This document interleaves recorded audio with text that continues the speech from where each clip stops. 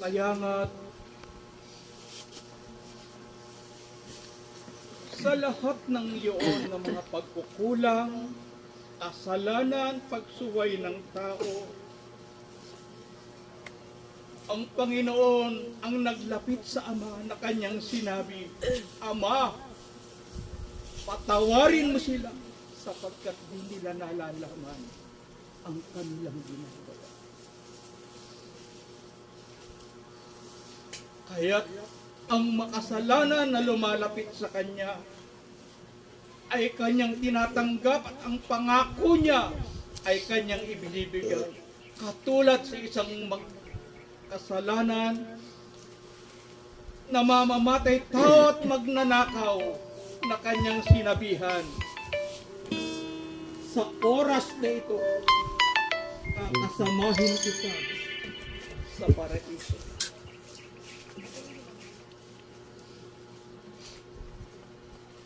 Ngunit ang ating pagmamasdan ang bawat isa sa atin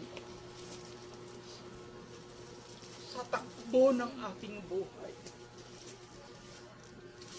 Ano ba kahalaga ang mga bagay na iniwan sa atin ng Panginoon? Ang anak sa magulang at ang magulang sa anak pa yan. Ang kanyang mahal na anak. Kung umiiyak ay hindi mapalagay. Ngunit nang lumaki ay naging pasaway.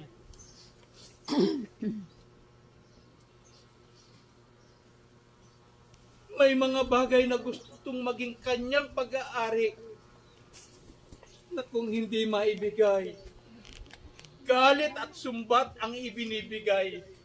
Ganyan tayong mga tao sa harapan ng Diyos. Walang ibang ginawa sa atin kundi ibigay sa atin ang pagmamahal.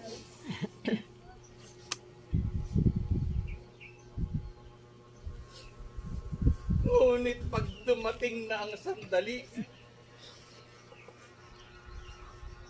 nakunin na ang mga mahal sa buhay na magulang. Sisingalipin ang nangyayari, ngunit wala ng kabuluhan. Ang mga bagay na nasa atin ay pahalagahan ng bawat isa sa atin. Di na maibabalik.